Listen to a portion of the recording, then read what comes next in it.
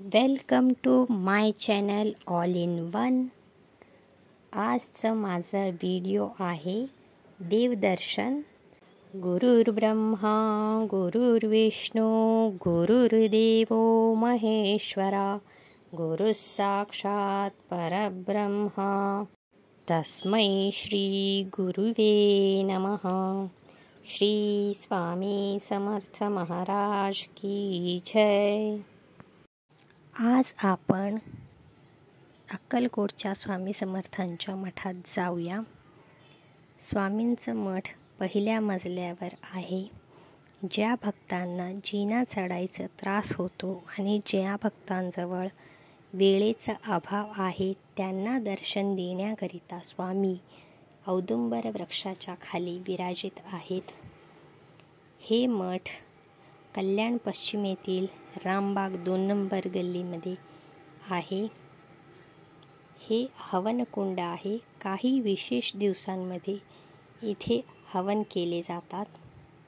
गुढीपाडवाच्या दुसऱ्या दिवशी स्वामींचा प्रगट दिवस साजरा केला जातो. त्या दिवशी भव्य पालखी उत्सव करण्यात येतं. दत्तजयंती आणि गुरुपौर्णिमा खूप मोठ्या प्रमाणात केले जाते. तसेच हिंदूंचे सर्व सण गुढीपाडवा नवरात्री सण साजरे केले जातात. हे आहे स्वामींची पादुका. अशी भली मोठी आहे स्वामींचं दरबार. स्वामींचे सेवेकरी स्वामींच्या इच्छानुसार सेवा करतात. इथे रोज दिवसानुसार त्या दिवसाचा रांगोळी काढली जाते.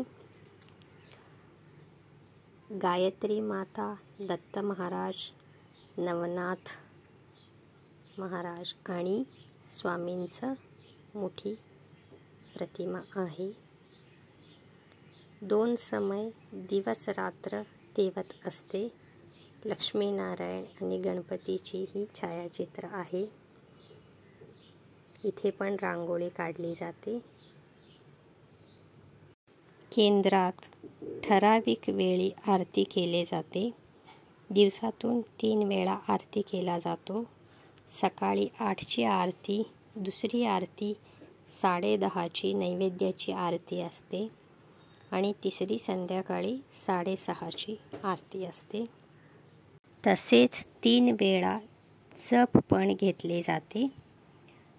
स्वामी दरबारातील विशेषता म्हणजे इथे आरती करण्याकरिता ठराविक पुजारी किंवा पंडित नेमलेली नाही आहे. जे सेवेकरी उपस्थित राहतात त्यांच्यातलेच एकाला आरती आणि एकाला जप दिले जाते. सकाळी 10:30ची आरती जे नैवेद्याचे असते ते जे नैवेद्य आणतात त्यांना दिली जाते.